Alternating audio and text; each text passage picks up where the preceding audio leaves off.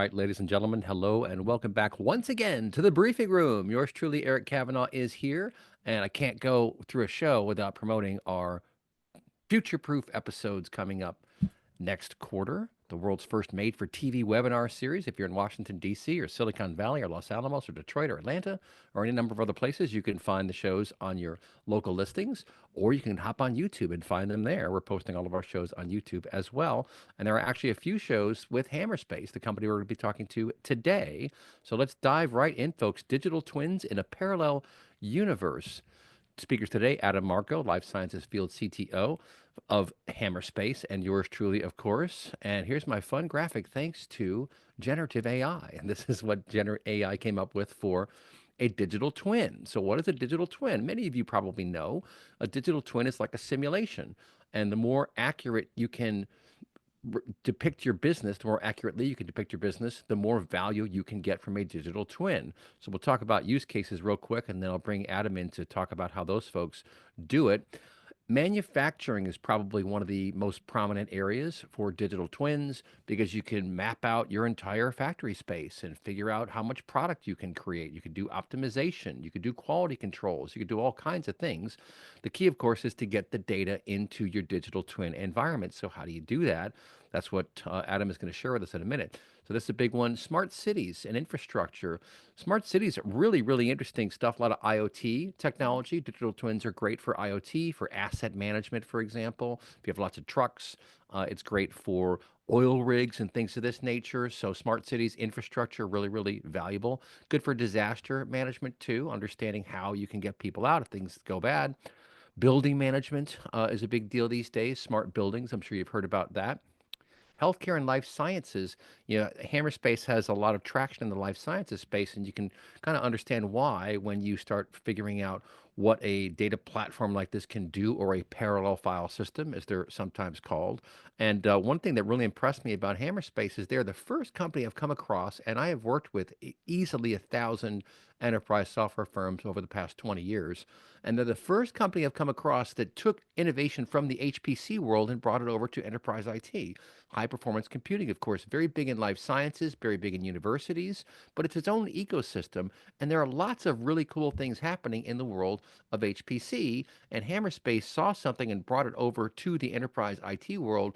And they're really shaking things up and changing how business gets done. So lots of medical device testing, hospital operations. Again, it allows you to do simulations, to do Monte Carlo assessments, to test ideas, to play around with things so you don't have to impact your operational environment. You can just do this in a separate world in your parallel universe, if you will, inside the digital twin.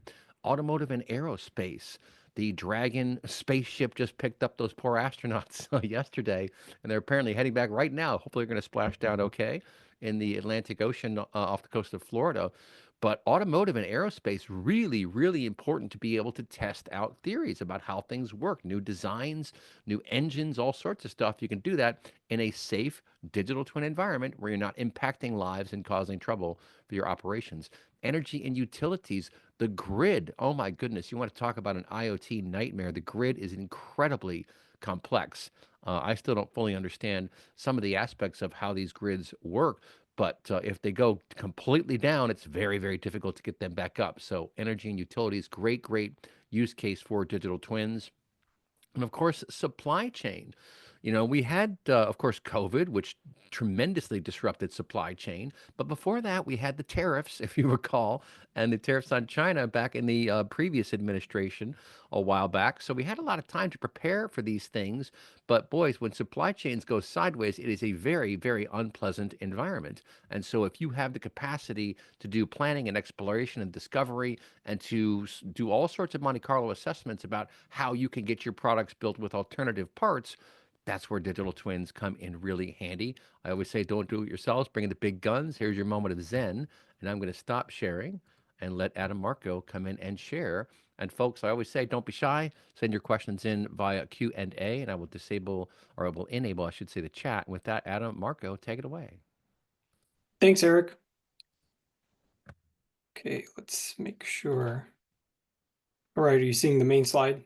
Yep. Perfect. Yeah, thanks for the introduction. As Eric said, my name is Adam Marko. I'm the Life Sciences Field CTO for Hammerspace. And if you don't get your question in or you think of something else later, feel free to email me or find me on LinkedIn and ask a question there. We can talk about storage, data management, digital twins, anything related to that. So a little about my background. I am actually trained as a researcher, as a scientist.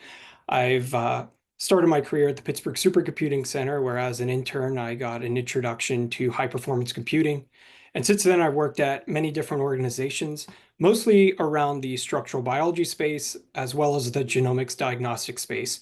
Then I moved into research IT consulting, and most recently, I've been in the vendor space, providing solutions for life sciences organizations. And I joined Hammerspace, I've been here about a year, because I really think they're uniquely solving life science problems. There's no other organization that is able to do the things Hammerspace is. And this applies to digital twins, but it applies to any number of life sciences research areas as well. So quick agenda, we'll do another recap of digital twins, some of the key areas for digital twins in life sciences, what I think is the current state of affairs with digital twins and challenges that researchers are facing. Then we'll get into a little bit about Hammerspace and how Hammerspace can enable your digital twin research. So as Eric said, digital twins are a model of real-world objects. They're a digital representation. And this basically started in manufacturing over 15 years ago. And you see some images here of jet engines. And what a digital twin does is take as many variables as possible to simulate a real-world object in the digital space. And that can also be an entire system. Recently, there's been an interest in applying digital twins to life sciences. So if we look here at this jet engine and its associated digital twin, you can imagine things like maintenance history, airflow, temperature, all of those things being aggregated from a physical device where it's being measured into this digital representation. And that allows all kinds of opportunity for simulation and analysis and predictions. And I do think digital twins in life sciences is relatively new, but you can see how taking all the data that you can acquire from a human patient and converting it into something digital would be very useful in life sciences.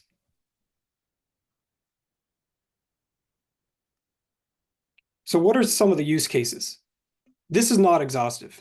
There are healthcare and life science adjacent use cases and some other things. Just because I don't talk about them doesn't mean they're not relevant, but I thought these were some of the most straightforward. So for personalized medicine, these are the detailed models of patients. Personalized medicine has been a buzzword for a while now, but actually achieving that has been very difficult. So in a digital twin model, you can represent patients or even groups of patients digitally to help with your simulations and assessments. One example I like to use is cancer prediction. You can imagine a patient going in for successive scans and something shows up that might be a tumor or it might be benign. What you can do is compare the changes in the growth in a patient to existing data sets from which you've built models, and thereby use that predictive analytics to say, okay, this is cancer, or maybe it's not. And then as you expand your digital twin model, you can take into account things like genomic sequencing. There are certain disease markers associated with certain cancer treatments. There are also associated sequences in human genomes that some individuals have and some don't that can be related to therapeutics. That happens in cancer, but it also happens with other types of drugs. So another application would be drug dosing and scheduling. This is something I only learned a few years ago. Not every person is going to respond to drugs the same way, even if you take into account things like weight and age. There are genetic markers that can be determined, which will say how patients can respond. I think it's been proven in something as simple as aspirin, and has also been shown in an anti-cancer drug called Keytruda, which has been one of the more recent blockbuster drugs, selling billions of dollars a year and greatly improving patient outcomes in lung cancer. Another use case is, of course, drug discovery. Drug discovery is extremely time-consuming and extremely expensive and extremely labor-intensive. So any kind of data you can aggregate to run simulations in parallel will potentially shorten the time to results and potentially reduce the amount of effort you have to put into actual patient testing and thereby reducing comorbidities and risk to patients. There's also the ability to model entire biological processes, and this could happen at a cellular level or an animal level or a human level or a population level, as you can gather these data points from various different data sources for patients or populations or cells. Imaging is taking off in life sciences. There's real-time, low-energy imaging that is less damaging to cells, where we can actually see drug metabolism happening in real time. You can imagine applying that to chemistry data about a drug and really getting accurate simulation data that isn't possible by any other method. Disease modeling is another one. Diseases are very complex. Sometimes some diseases affect other diseases at the same time or make one susceptible to additional diseases. By incorporating all of these variables, better understanding of disease modeling is possible, and that could potentially be expanded to population-wide studies. This is one thing that's important to note. In life sciences, there's exabytes of legacy data. So with that legacy data, models can be constructed from which you could compare the real-time data coming from your digital twins and then improve the models and improve outcomes. And another one, and Eric had mentioned this, is medical device development. We know there are artificial hearts, artificial valves, real-time monitoring. Almost everyone has used a heart rate monitor and maybe a pulse ox through an Apple device or a Fitbit. So there's a wealth of real-time data being collected all over the world just from an Internet of Things personal device level, but also more sophisticated monitoring in hospitals that can also be used to aggregate that data and move forward the research area of digital twins. So what's the current state of digital twins? As we mentioned, this really started in manufacturing. Those were the first applications in aerospace, in engines, things like that. So I did just some research, and digital twins very recently are making headlines in major news and media outlets. And they're also showing up in peer-reviewed journal articles. Here's one from Nature, obviously one of the top well-known regarded journals. And one other thing I thought was interesting to contrast about digital twins in life sciences, NVIDIA's GTC is happening this week. It's the largest GPU AI conference in the world and gets a ton of attention. So I did a cursory search, and the majority of talks and research focus at GTC are actually around industry.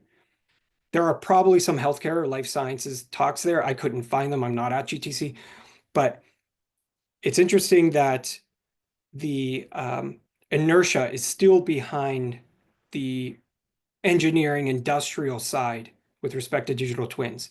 So I do think life sciences is getting there, but it's not a mature technology the way we think about protein structure prediction or genomics, which have much more traction, many more research articles.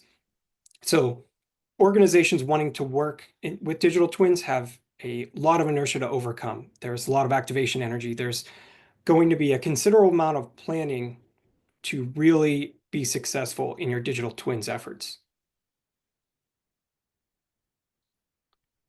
So what's needed to enable these digital twins? I'm going to talk about FAIR. Some of you are familiar with the FAIR data practices, and those came out around 2016 from a conference in Europe, and it's a buzzword in life sciences. I hear it all the time, but it stands for findable, accessible, interoperable, and reusable. So finding your data, that's one of the biggest problems. Where's your data? What is your data? And we hear the term data lake. Another buzzword, a term I like to use, is data swamp. I see way more data swamps than data lakes. And if you think about a swamp, it's big, there's a lot of stuff in it, but can you really see in it? Can you really sort through things the way you can in a clear lake? Unfortunately, life sciences data is in many cases a data swamp. Accessibility. Can researchers use it when they find it? Just because you know where a bunch of data is doesn't mean you know what it is, or that you have the appropriate method to integrate that into your workflows or analysis. Interoperability. So sharing data is extremely difficult. Hard drives and FedEx are still, unfortunately, probably the number one way to share data in life sciences. They are large data sets, and there aren't easy ways for organizations to collaborate, even across, you could imagine, multiple labs on a single college campus. Sometimes that's not easy. It gets harder when you talk about different labs on a single pharma. And then when you talk about multiple sites for a global pharmaceutical company, it's effectively impossible right now. And another part of interoperability, or that it also applies to all of FAIR, is metadata. Hear about metadata all the time in life sciences. And we have file system metadata. Everybody knows file age, date, name, user, things like that. But do you have a good way to say, okay, all of these genomics files are associated with this sequencer and this experiment and this grant or this molecule? And then imagine scaling that out to an entire organization. Custom metadata, I believe, is absolutely required for organizations who want to move into the digital twin space. And reusability. If only one site can use that data, it's siloed. Accessing your data without silos is absolutely going to be important with digital twins because of the nature of data collection. You can't expect a pulse oximeter to just instantly be able to communicate with a genomic sequencer. That's not reasonable in any sense. So what do you do to break down those silos and aggregate your data into a single place? And I say data and storage are usually none of these things. They're not findable, accessible, interoperable, or reusable. And on the right, I have an image we'll show a few more times, but it's just a representation. Those are 3 labs in 3 different places on the planet. And the pink arrows are what you want to do. These organizations want to be able to talk to each other, but they're really limited right now. These red X's is the true state of things.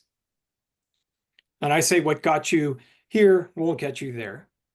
So at the top is the standard life sciences workflow, and this is what I spent most of my career doing. You have an instrument, here's a cryo-EM microscope, you have a NAS storage device, and then you have a lab.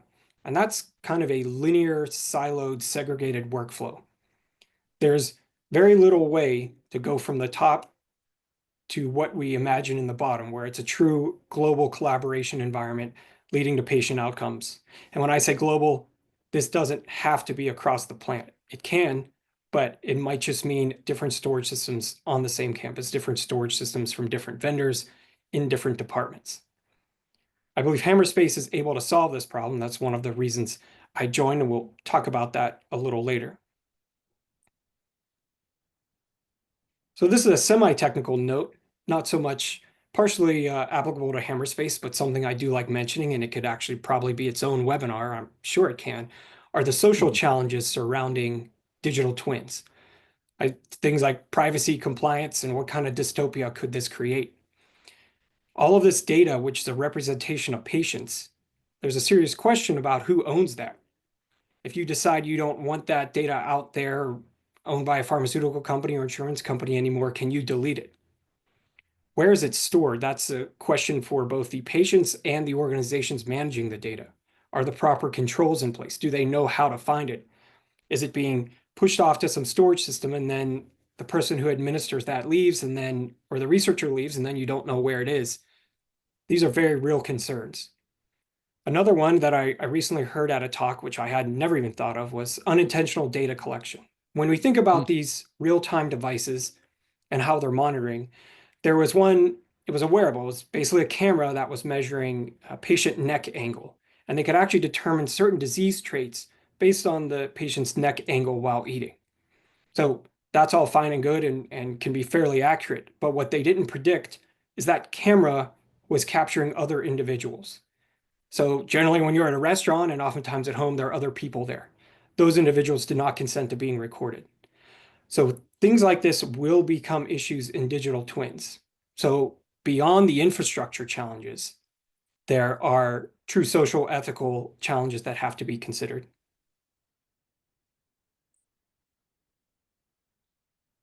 So on to the infrastructure challenges. This is still important. You need the infrastructure there before you can even get to the ethical challenges and before you can get to results. So what's happening that's holding back digital twin research? Data in life sciences truly is siloed. It's siloed in multiple locations. And those silos generally aren't scalable or are very difficult to scale.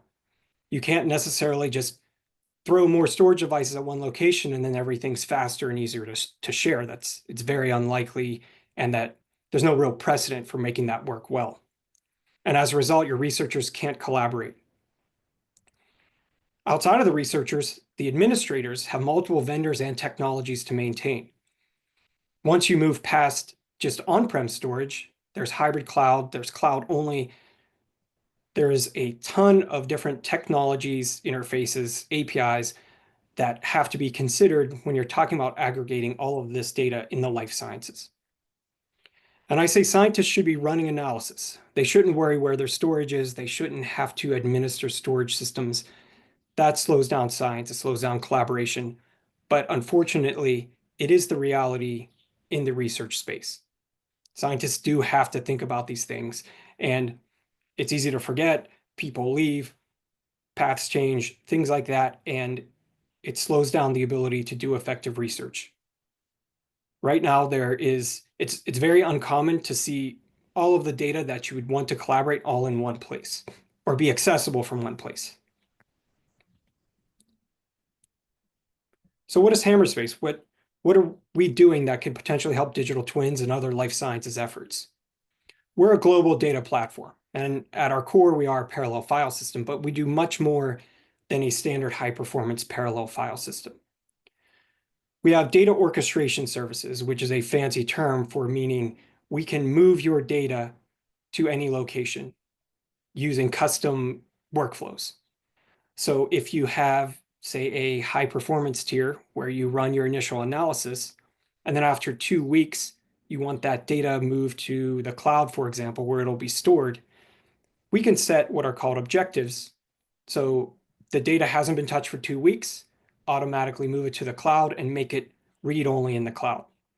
So now your analysis is done, the space on that high performance storage is freed up, and users can't delete the data in the cloud archive, but they can pull it back if they need. That's our data orchestration functionality. And that's coupled with our custom metadata functionality, which you don't have to use, but that functionality is built into Hammerspace. And that's the things where you can say everything coming off the sequencer in this time frame is associated with this molecule, for example. So in 2 years, when you want to go back and reanalyze that molecule or incorporate it into new digital twins research, you could programmatically access that with your custom metadata. I mentioned Hammerspace is a parallel file system. It presents as a single global namespace. So if you imagine a network attached storage, Amazon S3, and then a local object storage, for example, and then at one site, and then you have another site on the other side of the planet that also has another network attached storage. What Hammerspace can do is make that look like a single namespace. That doesn't mean everything's accessible to everybody without any sort of restrictions. All of the controls that you would expect in any storage system are available in Hammerspace. But now you can make that available if you want, and that data will be synced across different locations. And as I mentioned, we are a parallel file system. We are standards-based, and I'll talk a little bit more about that. But this is not a software overlay. This is actually a high-performance parallel file system that can scale to as large or as fast as you want. So we can take advantage of existing storage. We can also deploy Hammerspace-only storage, take advantage of the cloud, and any mix of those. You're not restricted to any vendor or any cloud or any location. We can install wherever you need. And that gives you access. We have users accessing Hammerspace from their laptop. It could just show up as a Windows or a Windows shared drive or a drive on your Mac, your data center for your compute nodes, a Linux workstation, and the cloud. This is a little more detail. I don't want to get too much into architecture. We can certainly, if there are specific architecture questions afterwards, we can answer those more directly. But we'll start on the left, and there's Hammerspace anvils. Those are the metadata servers. And then on the right are the Hammerspace DSX nodes. Those are the data services nodes. So what Hammerspace has done is decoupled metadata from the actual data services. So that enables extreme levels of scalability, both in performance, capacity, and also global reach. The metadata is decoupled from your storage. So the storage systems don't have to put in that additional effort for metadata management because Hammerspace manages that through our anvils. And then the data transfer nodes store and transfer the data at high speeds because that's all they do. They're not slowed down by having to manage metadata as well. And we are standards based. So in just the order on the slide, we support SMB, we support all versions of NFS, including PNFS and S3 now. So these are all open standards. There's no proprietary clients to install. You're just connecting through the standards that are already available on your Linux compute cluster, your Linux workstation, your Windows or Mac. And then any client can access that Hammerspace global namespace from anywhere in the world using any one of these existing industry standards.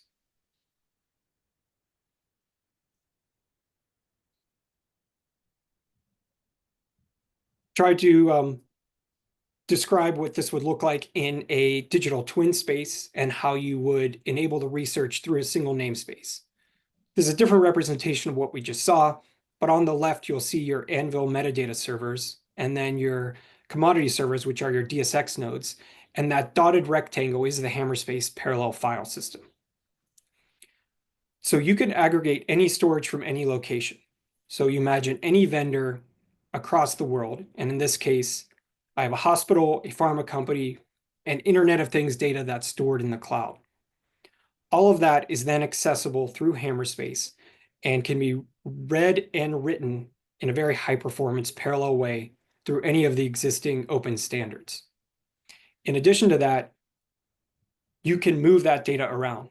So let's say you have IoT heart rate data in the cloud. You could say every 24 hours, move that data to the network attached storage at that pharma site.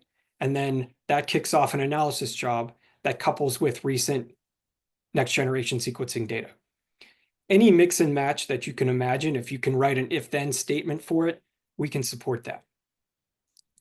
And one other thing I should mention, the Anvil metadata servers, those are what hold the file system metadata, the file size, date, name, things like that, but they also hold the custom metadata. So if you choose to apply custom metadata, and you can do it retroactively as well, again, you can say, okay, all of this heart rate data is from this patient cohort number 10 or something, and then tier that to that certain pharma company that we're working with, analyze it, and then move it to read-only storage, something like that. And we can also enable very explicit access permissions.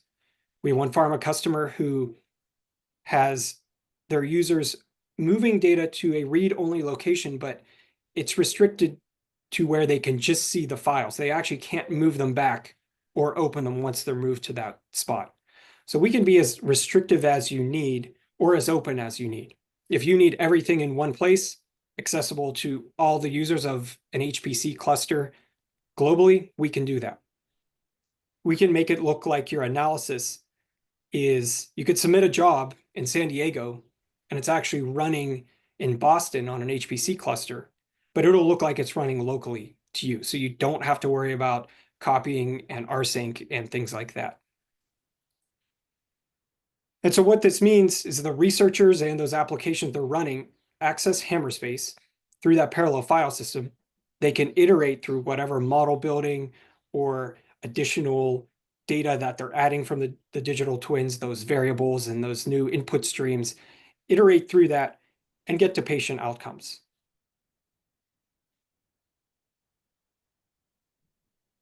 So just a little more detail how we solve these issues. As we mentioned, we're a parallel file system based on existing standards. You don't have to download or install any specific kernel module or driver or anything like that. And we are that parallel file system, which enables the scalability in performance and capacity, which is required as you move towards more AI workloads. And I mean, in HPC, faster and bigger is always better. That's been the trend, and it will continue. And that's part of our global namespace. So that's that multi-site, multi-data access. Your researchers anywhere and everywhere can access that data. And it doesn't have to be on premise. I did mention the cloud a little bit. You can be all cloud and use Hammerspace. We're actually doing a blog with one of the major cloud providers showing users starting an instance in the East Coast, building the Hammerspace global parallel file system and accessing GPUs in the West Coast, but it looks just like it's on the East Coast. So for those of you struggling with GPU access, if you have GPUs that are available in the cloud or in a different place on-prem, your users don't have to worry about copying to that different instance or copying everything to a different site across the country. It will copy for you. It will look like that single namespace, and they're just running analysis. This is truly abstracting away the infrastructure world from the scientists. Data orchestration, that's what I mentioned. That's that custom metadata tagging and the custom data movement, archiving, and tiering. Tiering is very common in life sciences. Bursting to the cloud is something that sometimes works, sometimes doesn't. Hammerspace can make that a lot easier. Hybrid workflows using on-premise infrastructure and the cloud. All of that's possible with Hammerspace data orchestration, as well as that custom metadata tagging that can really enable your digital twins efforts and anything else that's fair data related. Yeah, real quick, the custom metadata tagging, how does that actually get done? Like, where does that persist? How would someone enable that sort of thing? And can it be done dynamically or automatically? Both. We have a Hammerspace toolkit, which is a Python module you can install, and it's HS dash, and then it's tag, and there's all kinds of commands that you can issue from the command line. But we also have a Windows plugin. So if you're opening a file from Windows and say tag with this and whatever you want, and it can be free text, but we can also enforce like a drop-down menu. Hmm. So that user has to select from a number of predefined terms that would be defined in advance by your administrator, or you can keep it free text. Generally, Yeah. I would encourage defining it because somebody's going to put a space in there and then you're not going to be able to find something. So yes, That's funny. it's enabled through the command line in Python or through a Windows graphical interface. Hmm. So all the metadata, like in the old days in a Microsoft Word file, for example, some people would actually fill out the author and when it was done in various notes, and that kind of thing can be captured and routed to this custom metadata. Is that right? Yes, and we do have some open source scripts that we've also incorporated to pull metadata out of like a TIFF file, for example. So we Hmm. can pull some things from image files. There's a lot of flexibility there, and we of course will work with anyone who wants to pull out existing data or set up their workflows to incorporate new metadata. And we do have an API that's very well documented. If you want to integrate it with like a LIMS or something or an existing workflow for your digital twins or AI or genomics, you can then query the Hammerspace metadata and move all the files associated with this metadata tag to the HPC tier, and then I'll run analysis on it. Hmm. Cool.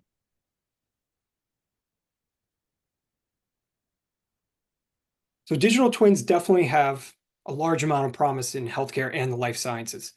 It's still relatively in its infancy. I think organizations that are starting to think about this will have an advantage going forward. I mean, we talk a lot about healthcare, we talk a lot about life sciences, and we tend to be very human centric. Obviously, that's very important, but there is a large agricultural biotech space as well that's sometimes underserved. And I had actually just read an article that says the agricultural space is nowhere near ready to implement digital twins, and I think they're probably a little farther behind than the healthcare pharma space, but there is immense interest here, and I think this will become a market and an area of research. It's just planning for it has to happen. And you will need a data platform like Hammerspace. The siloed data will not work. I mean, maybe eventually you can put some things together and hope something's going to happen, but you're probably setting yourself up for failure if you expect digital twin research to work the same way research has worked the past 30 years. Mm-hmm. And the metadata ontology, you had asked about that. I say make the data your own. Yes, you own it because it's on your storage and other companies can't get to it. But how do you really customize it? How do you really enable that data to work for you in ways that you haven't before? And that's why the metadata is so important. and defining your ontologies and enforcing those. And of course, as we mentioned, the compliance, the whole ethical and social issues, it's something to think about. It's something you need to be sure that whatever storage platform and analysis tools you're using can support restrictions if needed, um, just so the appropriate sharing and compliance is in place, and the ability to delete if you have to. So lots of things to think about there, along with the infrastructure buildouts. Hmm. So that wraps it up. As I mentioned, feel free to find me on LinkedIn or email me. We can talk about anything data platform related or digital twins. I'm happy to do that. Yeah, if you would go back to one of the architecture slides, we can dive into some questions here. And the audience members, don't be shy, send your questions in. One of the other things that you can do with this parallel file system is see copies of data, right? When you have 3, 4, 5, 7 copies of data. I mean, this sort of redundancy, you want some redundancy for backups and so forth, but you don't really want 11 copies of data. And I seem to recall that there is research that suggests that is a common uh, situation where you have 11 copies of a particular file. And that's something that a parallel file system can help you identify and mitigate, right? Yes, and one of the requests we commonly get is reference data sets. Those are the most common things to be duplicated. Hmm. We can store those in a centralized high performance location that's read only. And then that's accessible in parallel from any of your users anywhere on the planet, and they don't have to necessarily copy that everywhere and make those duplicates. Yeah, well, and you're really opening up the channels to discovery, it seems to me, because, and you talked about this in your presentation, how researchers and scientists should not really be forced to be administrators of information systems as much as they are scientists exploring the data. And so the more you unshackle those folks, if you will, the more work they're going to get done. And I often think about this concept of the opportunity cost. If you do have to do all the manual blocking and tackling to get access to a data set yourself, you're going to be less inclined to do so. But if those tracks have been greased and you're able to easily access large amounts of data, corpuses of data to do your research, that just opens the door to the whole process of discovery, right, Adam?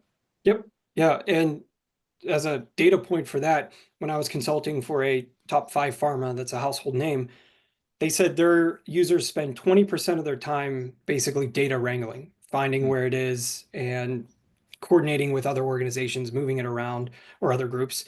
So the just cost in human hours is huge in wasted time. If you take 1,000 scientists, 20% of the time, what's the associated salary cost? And then what's the associated delay in actual research?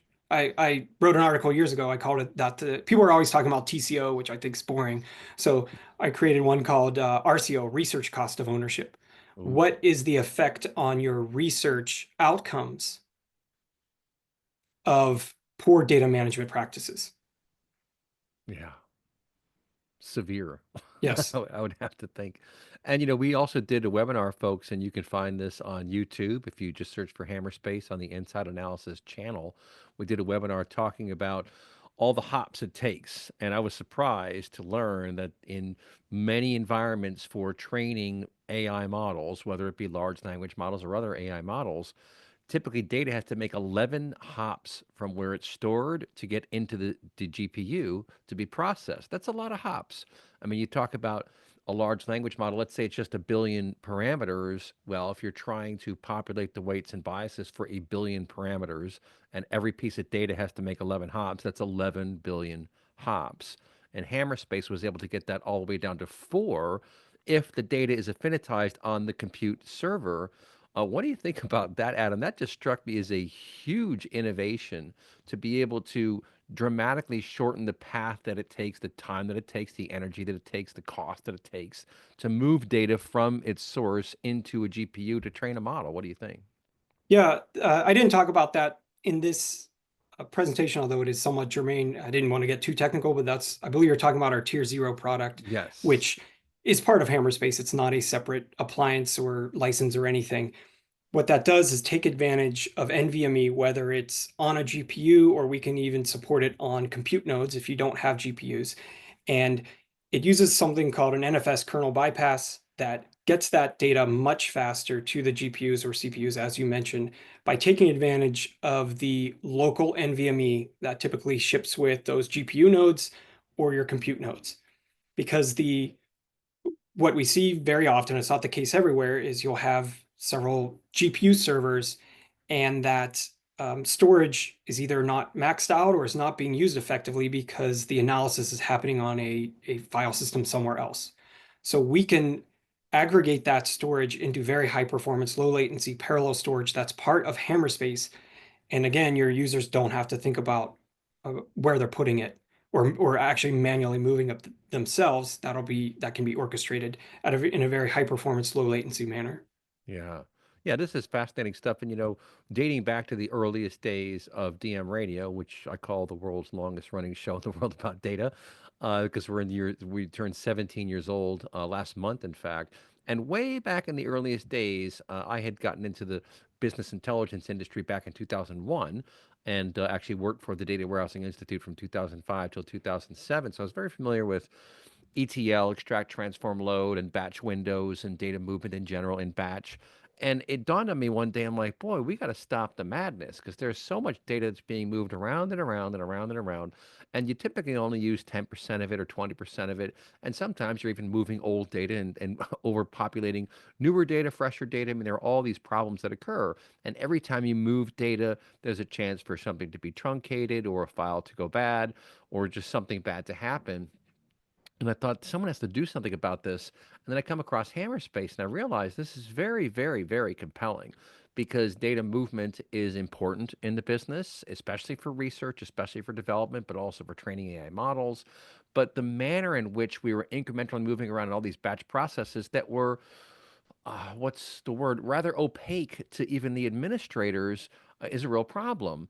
And as I understand it, in Hammerspace, the actual movement of data is declarative and you can build policies around that.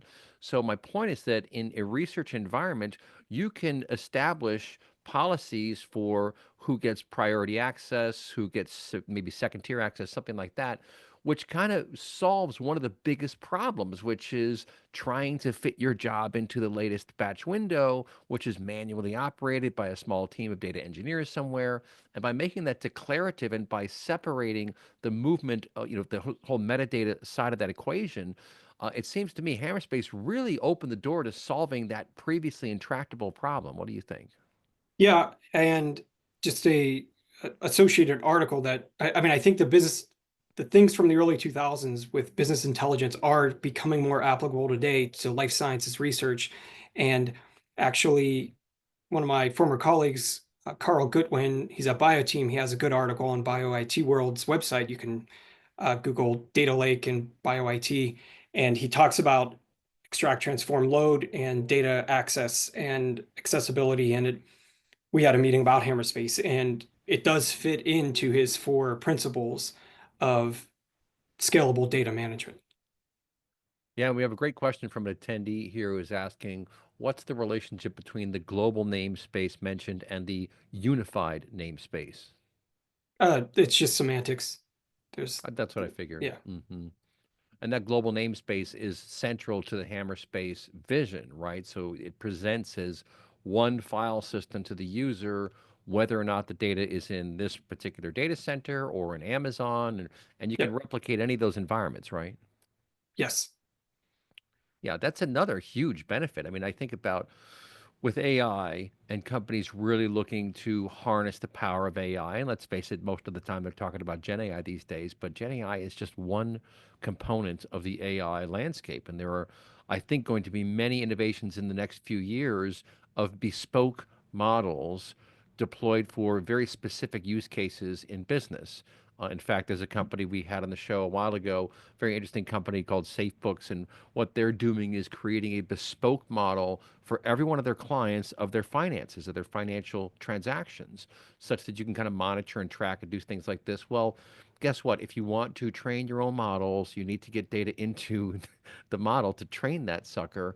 And that's where this kind of technology really comes into play. So that the easier you make it to train models and monitor them and manage them, the more applicable they're going to be to business use cases, the more prominent they're going to be in business. And I feel like we're entering the AI era now, where you're going to see many more, and it won't just be one model; it'll be five, six, seven models for different purposes within large organizations. What do you think about that? Yeah, that's actually it, I mean, maybe slightly controversial to say, but I do think life sciences is a little bit behind other industries with respect to applying AI. Hmm. So part of that is both the volume of data and how messy the data is. It's not all stored in a relational database like insurance actuarial information is, for example, or financial information. So applying, I think there's a lot that can be learned from what other industries have done successfully to apply to life science organizations, to patient outcomes, to drug discovery, to protein structure prediction, image Right. analysis, things like that. Right, right. I remember in the first call that I had with David Flynn, the CEO of Hammerspace, we were joking and I was kind of complaining about a long-standing issue I've had with SharePoint. I said that I've never really liked SharePoint. I didn't feel like it really got the job done. And he kind of laughed and he goes, "It's not a complete file system." And he talked about S3, even Amazon S3, how it's basically a simplified or sort of a dumbed down file system. And that's part of the challenge, right? Is that if you don't have a POSIX compliant complete file system, if you don't get all the way there, halfway there isn't even really halfway there. I mean, you do get some benefit. Think like Dropbox. A lot of people Yeah. have a Dropbox. They have S3. They have all sorts of different cloud storage environments. Those are silos. And the traditional way of connecting to those by API and just pulling what you need is cumbersome, it's Yeah. cryptic, it's brittle, it's frail, it doesn't work very well at all. And Hammerspace really sought to solve that specific problem of giving you a unified namespace across all, or a global namespace across all these environments to see the big picture and to be able to wrangle it. And, I think to myself, this is a critical enabling technology to usher in this era of AI that we're entering right now. What do you think, Adam? Yeah, and to call them silos is true, but they're also not even real analysis ready platforms. So things like Box and Dropbox or SharePoint or whatever, you can't really attach a compute cluster to them, whether it's the cloud or on premise, definitely not on premise. So is that data even useful when it's sitting there in those locations? Yeah, maybe you can go and use their contextual search and find something, but how do you integrate that into a 8 GPU analysis job that's going to run for a week? It doesn't work that way. The workflow's not Interesting. even there and it's certainly not scalable. That's So very interesting. it's a whole other problem that's associated with those silos. Yeah. Well, and getting back to this, getting your data house in order, when you have this global namespace, you can begin the process. For example, you can realize, all right, we got 9 copies of this file. Two are in this environment, four are in this environment, one is over here, et cetera. And you're looking to consolidate your storage, maybe. You're looking to make some changes about your information architecture. This is how you can get the information necessary to do that. And the metadata services, that's part of that equation, right? Want to talk about Hammerspace metadata services, how that enables discovery and piecing things together to be able to do some research, do some analysis? Yeah, there's the retroactive metadata assignment. There's also the custom metadata assignment. And then there's also existing metadata. So like we can pull out information from certain file types. We can also support any application that you would want. If you have something that can extract metadata from some proprietary files, we can take that and put it directly into the Hammerspace uh, Anvil metadata servers. So you would have access to that globally. It wouldn't be limited to that one application that's able to pull that out. And also going forward, as you work with as you apply custom metadata, all of that's retained for your use anywhere within the organization. Here's another great question from an attendee. What does a transition to Hammerspace imply? Does all the organization data need to be uploaded, or does Hammerspace sit over existing data and data storage? And I think I can answer that. It sits over existing data and data storage environments, right? Yeah, it's a little more complicated in that we do have a process called assimilation. I don't necessarily love the name, but um, it's not like an application like Starfish, which is a software overlay data mover. Starfish is not a file system. You don't run analysis against Starfish, but Starfish says, okay, I see this file here, I will move it somewhere else. Hammerspace can do that, but it does act as the file system. So it does assimilate the data on your existing storage into Hammerspace. And that's how we get all that metadata into our metadata servers. And that's where you get that level of performance and scalability. You don't have to have existing storage. You can do a brand new Hammerspace install, and we provide Hammerspace storage for you. And Oh, then, that's yeah, cool. Yeah. yeah. And you can add another vendor at a different time if you choose to, or you can expand the Hammerspace storage as well. That's interesting. And another big topic these days is data sovereignty, especially in the EU, but there are states that are putting forth data sovereignty laws, of course, in California, the CCPA, of course, GDPR for Europe. And Hammerspace allows organizations to get a handle on data sovereignty too, right? Yeah, because we deploy where you tell us to. This isn't a hosted application that you log into and you don't know where your files actually are. So if you are restricted to certain cloud instances or on-prem within a certain geographical region, we can support anything that you need. Yeah, that's very interesting stuff. What else did I want to ask you? Oh, yes. In terms of the Linux side of the equation, I've bragged to folks I know about how Hammerspace went out and got a couple of the top developers from the Linux kernel to work for you folks, and you are able to create it such that vanilla Linux is all that's required to do a lot of this stuff. Can you talk about what's in Linux and why that matters, and why it's important that you don't, or that a client would not need to install agents in all of their environments to be able to enable this kind of thing? Yeah, it's Tron Mickelbus, the NFS kernel maintainer, is our CTO. And so all the improvements we make to NFS go right into the Linux open source kernels. So any recent version of Linux will support Hammerspace natively, and that includes the parallel features of NFS. And NFS is, I mean, it's globally recognized, and it did have its limitations. And I don't know enough about the architectural specifics, but we've gotten around a number of those limitations with NFS because we do want to operate as a very high performance file system that can support an HPC cluster. And the issues with the proprietary drivers, which most of the other parallel file systems have to use, is they do take up space. Some of them can be gigabytes of space on a compute node each. You have to install it on each of those nodes. It has to be built for each version of Linux. So every time you do an upgrade or something, you need to have a new module developed for you. And if there are any bugs in that module, you will have an issue with those bugs. Whereas with Hmm. us, you can connect any Linux workstation or compute node anywhere in the world to Hammerspace and take advantage of NFS.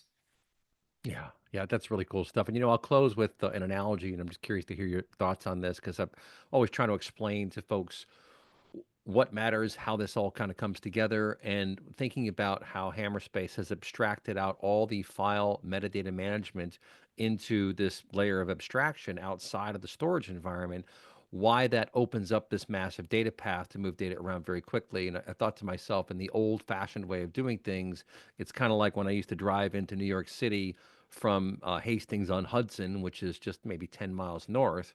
And it's maybe, let's say it's a 30-minute drive door to door to the Empire State Building. Well, the first 90%, 95% of that trip happens in like 10 minutes, and the last 5% can take 20 minutes because you hit crosstown traffic. And that's kind of like getting into these file systems, right? It's like there are parts that can move very quickly, but once you start getting into the storage environment and having to hack through the metadata management in the file system itself, in the storage environment, that's where a lot of the delays occur, or the latencies or the congestion can occur. I mean, in crosstown traffic, one van unloading can stop 20 cars for an hour, and there's nothing you can do because you got cars behind you, you got this van in front of you, there's nothing you can do but wait. And so, as an analogy, what do you think about that to describe what Hammerspace has achieved by abstracting out all that metadata management? Yeah, it's almost like, well, I don't know how to build the analogy, but yes, we do segregate that so that the work is offloaded. And there's Mhm. a surprising amount of time that a storage system would use both transferring the data and managing the metadata on its existing hardware. And we remove that. Yeah, And go ahead. well, one thing I did want to say to your previous question about the proprietary clients, the other disadvantage of those, and it goes back to the question one of the attendees asked, you can't use other vendors' storage devices if you have a proprietary file system client. So because Hammerspace uses NFS, that's what enables us to use other vendors. So you don't have to do the full transfer to Hammerspace. You can leave your storage where it is. That's it. Leave it where it is, baby. That's the that's the new mantra in the data world. Well, this has been a fantastic deep dive into Hammerspace and digital twins. We do archive all these webinars for later viewing. We also post them on YouTube these days. So hop online to YouTube. Inside Analysis is our channel over there. Look up Adam Marko on LinkedIn. He'd be happy to answer any of your questions. But we're in a new era, folks, and I keep throwing down the gauntlet to the audience out there. We have to get our data houses in order. And I think Hammerspace is a really interesting technology to allow you to do that, to actually first see all of your data, understand where it is, and then have this declarative model for being able to move it where it's needed, when it's needed, and to kind of solve for a lot of those really, really unpleasant challenges that many organizations are facing. And with that, we'll bid you farewell, folks. Thank you so much. You've been listening to the briefing room. Thanks, everyone. Thanks, Eric.